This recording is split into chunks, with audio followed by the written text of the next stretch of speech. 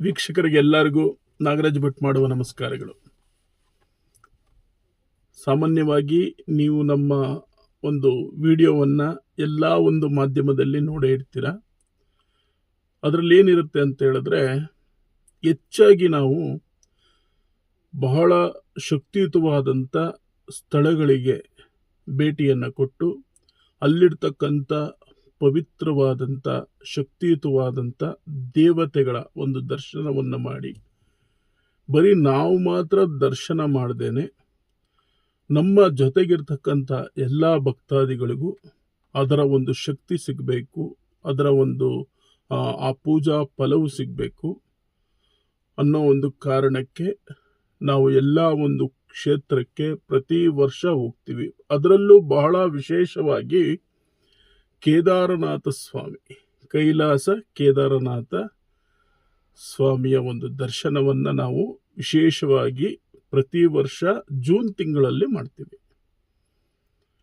ಅದೇ ಥರ ಈ ವರ್ಷ 10ನೇ ತಾರೀಕು ಈ ಬೆಂಗಳೂರಿಂದ ಹೊರಟು ನಾವು 14ನೇ ತಾರೀಕು ಅಲ್ಲಿ ಮೇಲ್ಗಡೆ ಕೈಲಾಸ ಪರ್ವತದಲ್ಲಿರ್ತಕ್ಕಂಥ ಶಿವನ ಒಂದು ದರ್ಶನ ಮಾಡಬೇಕು ಅಂತ ಒಂದು ಇಚ್ಛೆ ಆದ್ರಿಂದ, ಒಂದು ಶಿವ ಸಂಕಲ್ಪ ಆದ್ರಿಂದ ವಿಶೇಷವಾಗಿ ನಾವು ಎಲ್ಲ ಭಕ್ತಾದಿಗಳು ಏನು ಪ್ರತಿ ವರ್ಷ ನಮ್ಮಲ್ಲಿ ಸೇರ್ತಾರೆ ಆ ಎಲ್ಲ ಒಂದು ಭಕ್ತಾದಿಗಳಿಗೂ ನಾವು ತಿಳಿಸ್ಕೊಟ್ಟು, ಎಲ್ಲರೂ ಈಗಾಗಲೇ ಭಾಳಷ್ಟು ಅವರ ಒಂದು ಮನೆಯಲ್ಲಿರ್ತಕ್ಕಂಥ ಎಲ್ಲ ಸದಸ್ಯರ ಹೆಸರುಗಳನ್ನು ನಮ್ಮಲ್ಲಿ ನೋಂದಾಯಿಸ್ತಾ ಇದ್ದಾರೆ.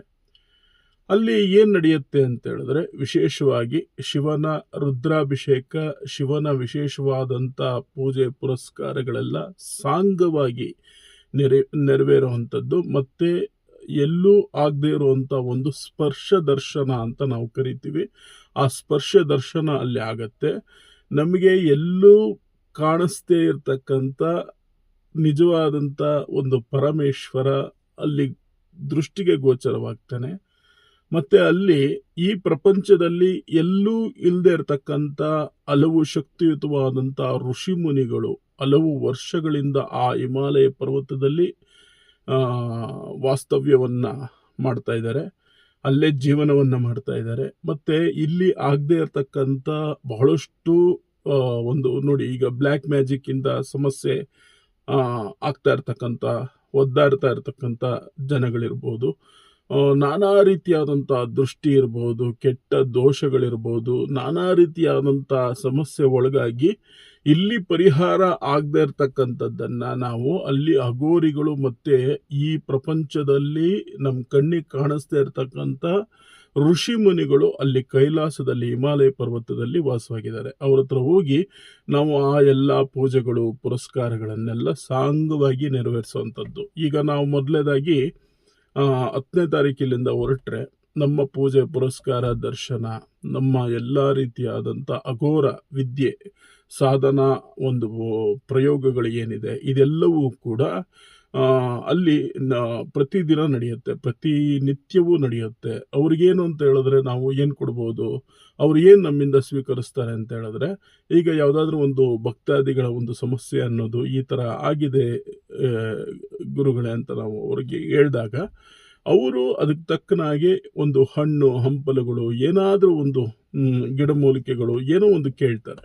ಆ ಒಂದು ಅವ್ರು ಕೇಳುವಂಥದ್ದನ್ನು ನಾವು ಅವರಿಗೆ ಕೊಟ್ಟು ಆ ಪೂಜೆ ಪುರಸ್ಕಾರಗಳನ್ನು, ಯಾರಿಗೆ ದೋಷ ಇದೆ ಆ ದೋಷ ಪರಿಹಾರಗಳನ್ನು ಮಾಡಿಸಿ ವಿಶೇಷವಾಗಿ ಅಲ್ಲಿಂದ ಬರುವಂಥದ್ದು. ಅದಲ್ಲದೆ ಕೇದಾರನಾಥ ಸ್ವಾಮಿಗೆ ಅಭಿಷೇಕ ಕೊಟ್ಟಿರೋರಿಗೆ ಅಭಿಷೇಕ, ಮತ್ತು ಶತರುದ್ರ ಅಭಿಷೇಕಕ್ಕೆ ಕೊಟ್ಟಿರೋರಿಗೆ ಅಥವಾ ಶತರುದ್ರ ಯಾಗಕ್ಕೆ ಯಾರು ಕೊಟ್ಟಿರ್ತಾರೆ ಆ ಎಲ್ಲ ಒಂದು ಪೂಜೆ ಪುರಸ್ಕಾರಗಳನ್ನು ಮಾಡಿ ಪ್ರತಿ ವರ್ಷ ಅಲ್ಲಿಂದ ಬಂದು ಇಲ್ಲಿ ಆ ಒಂದು ಯಾರ್ಯಾರು ಪೂಜೆಗೆ ಸೇವೆಗೆ ಕೊಟ್ಟಿರ್ತಾರೆ ಅವರಿಗೆಲ್ಲ ಪ್ರಸಾದವನ್ನು ಅವರ ಮನೆಗೆ ತಲುಪಿಸುವಂಥದ್ದು. ಮತ್ತು ಸಾಧ್ಯವಾದರೆ ಅಲ್ಲಿ ಈಗ ಈ ವರ್ಷ ಈ ಮುಸ್ಲಿಂ ಹಲೋ ಇಲ್ಲ ಅಂತ ನಮ್ಮ ಮೋದಿ ಸರ್ಕಾರ ಹೇಳಿರುವಂಥದ್ದು ತುಂಬ ಸ್ಟ್ರಿಕ್ಟ್ ಮಾಡಿದ್ದಾರೆ. ತುಂಬ ನಮಗೆ ಖುಷಿ ಆಯ್ತದು ಈ ವರ್ಷ ಮಾಡಿರ್ತಕ್ಕಂಥ ಕೆಲವೊಂದು ರೂಲ್ಸ್ಗಳು.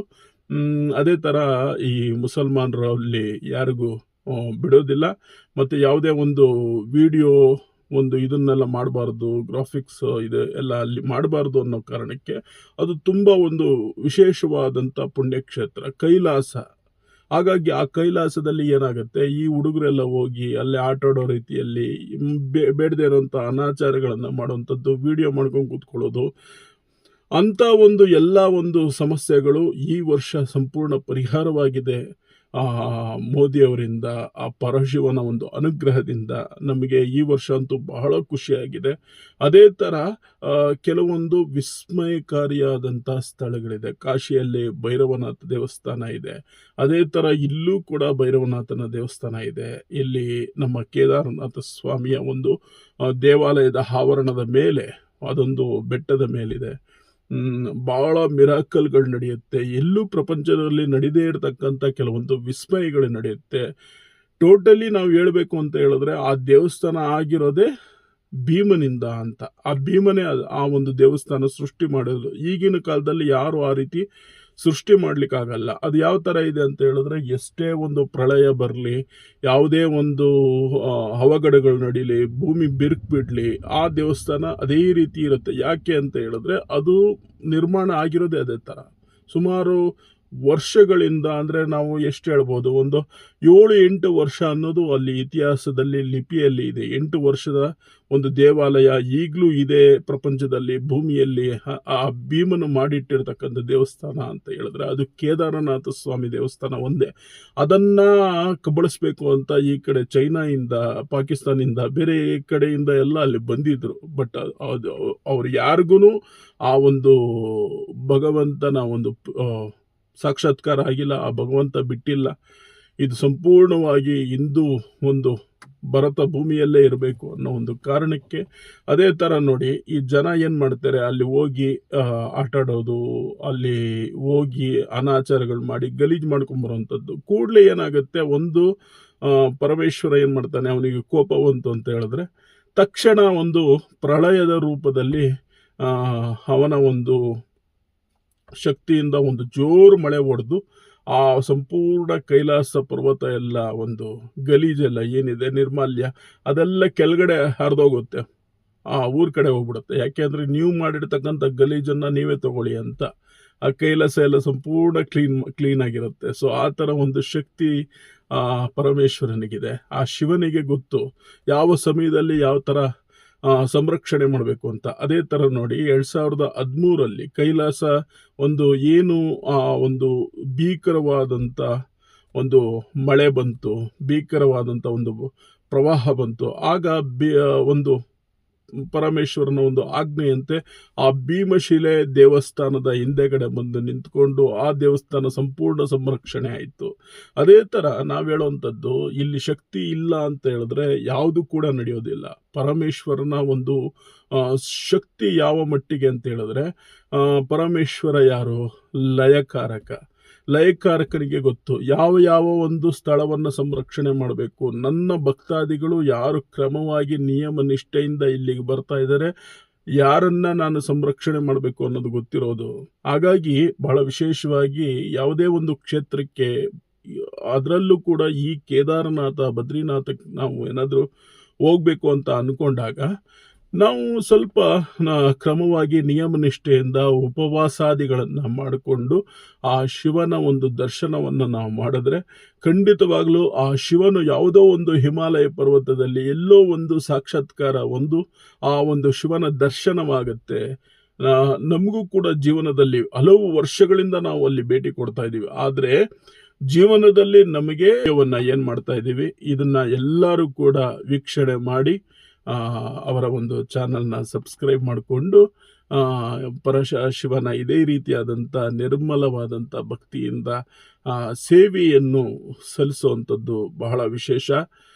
ನೀವೆಲ್ಲರೂ ಕೂಡ ಮದುವೆ ಆಗದೆ ಇರತಕ್ಕಂಥವ್ರು, ಬಹಳ ಮುಖ್ಯವಾಗಿ ಓದಿನಲ್ಲಿ ಸಮಸ್ಯೆ ಆಗಿರ್ತಕ್ಕಂಥವ್ರಿಗೆ ಮತ್ತು ಗಂಡ ಹೆಂಡತಿ ಸಮಸ್ಯೆ ಇರ್ತಕ್ಕಂಥವ್ರಿಗೆ ನಾವು ಅಲ್ಲಿ ಕೇದಾರನಾಥ ಸ್ವಾಮಿಯಲ್ಲಿ ಬಹಳ ವಿಶೇಷವಾದಂಥ ಪೂಜೆ ಪುರಸ್ಕಾರಗಳಿಂದ ಕೂಡಲೇ ತಕ್ಷಣದಲ್ಲಿ ಆ ಒಂದು ರಿಸಲ್ಟ್ ಅನ್ನೋದು ಸಿಗುತ್ತೆ. ಅದೇ ಥರ ತಾವೆಲ್ಲರೂ ಕೂಡ ಆ ಒಂದು ಸೇವೆಗೆ ಅಲ್ಲಿ ಕೊಟ್ಟು ವಿಶೇಷವಾಗಿ ಕೇದಾರನಾಥ ಸ್ವಾಮಿಯ ಆ ಮಹಾಪಾರ್ವತಿ ಗಣಪತಿ ಸುಬ್ರಹ್ಮಣ್ಯ ಸಹಿತವಾಗಿ ನಂದಿ ಭೃಂಗಿ ಆ ಭೈರವನಾಥನ ಒಂದು ಅನುಗ್ರಹ ನಿಮ್ಮೆಲ್ಲರಿಗೂ ಸಿಕ್ಕಿ ಆ ಸಾಕ್ಷಾತ್ ಪರಶಿವನ ಒಂದು ಅನುಗ್ರಹ ದರ್ಶನ ನಿಮ್ಮೆಲ್ಲರಿಗೂ ಕೂಡ ಆಗಲಿ ಅಂತ ಈ ಒಂದು ವಿಡಿಯೋ ಮುಖಾಂತರ ನಾವು ತಿಳಿಸ್ತಾ ಇದ್ದೀವಿ. ಎಲ್ಲರಿಗೂ ಒಂದು ಅನುಕೂಲವಾಗಲಿ, ಎಲ್ಲರಿಗೂ ಒಳ್ಳೆಯದಾಗಲಿ. ಯಾಕೆಂದರೆ ಭಾಳಷ್ಟು ಜನ ನಮ್ಮಲ್ಲಿ ಬರುವಂಥವ್ರು ತುಂಬ ಅಳ್ತಾ ಇರ್ತಾರೆ. ಅವ್ರ ಬೇಸರಗಳು ಅದೆಲ್ಲ ನಾವು ನೋಡಿದಾಗ ಎಲ್ಲ ಒಂದು ಕಡೆ ನಮ್ಗೆ ಅನಿಸುತ್ತೆ ಇವ್ರಿಗೇನಾದರೂ ಒಂದು ಸಹಾಯ ನಾವು ನಮ್ಮ ಕಡೆಯಿಂದ ನಾವು ಮಾಡಬೇಕು ಅಂತ. ಆಗ ಈ ಥರ ಒಂದು ಎಲ್ಲ ಆಲೋಚನೆಗಳು ಮೂಡುತ್ತೆ. ಹಾಗಾಗಿ ಈ ವರ್ಷ ಭಾಳಷ್ಟು ಯಾತ್ರಾರ್ಥಿಗಳು, ಭಾಳಷ್ಟು ಭಕ್ತಾದಿಗಳು ನಮ್ಮ ಜೊತೆಗೆ ಇರೋದ್ರಿಂದ ವಿಶೇಷವಾಗಿ ಕೇದಾರನಾಥ ಸ್ವಾಮಿ ಎಲ್ಲರಿಗೂ ಒಂದು ಅನುಕೂಲವನ್ನು ಮಾಡಿಕೊಡ್ಲಿ. ಯಾರಿಗೆ ವಿದ್ಯೆ ಕಮ್ಮಿ ಇರುತ್ತೋ ಅವರಿಗೆ ವಿಶೇಷವಾಗಿ ವಿದ್ಯೆ ಬುದ್ಧಿ ಸಿಗಲಿ. ಮದುವೆ ಆಗದೆ ಇರತಕ್ಕಂತಹ ಒಂದು ಹೆಣ್ಣು ಮಕ್ಕಳಿಗಾಗಲಿ ಗಂಡು ಮಕ್ಕಳಿಗಾಗಲಿ ಅತಿ ಶೀಘ್ರವಾಗಿ ಈ ಒಂದು ಪ್ರಾರ್ಥನೆ ಮುಖಾಂತರ ಮದುವೆ ಆಗಲಿ ಅಂತ ಕೇಳ್ಕೊಳ್ತಾ, ಅಲ್ಲಿರ್ತಕ್ಕಂಥ ಹಗೋರಿಗಳು, ನಾಗಸಾಧುಗಳು, ಋಷಿಗಳು ಯಾರಿದ್ದಾರೆ ಅವರೆಲ್ಲರ ಒಂದು ಅನುಗ್ರಹ ನಿಮ್ಮ ಎಲ್ಲರ ಮೇಲೆ ಇರಲಿ. ಸರ್ವೇ ಜನ ಸುಖಿನೋ ಭವಂತು, ಸಮಸ್ತ ಸನ್ಮಂಗಳಾನಿ ಭವಂತು.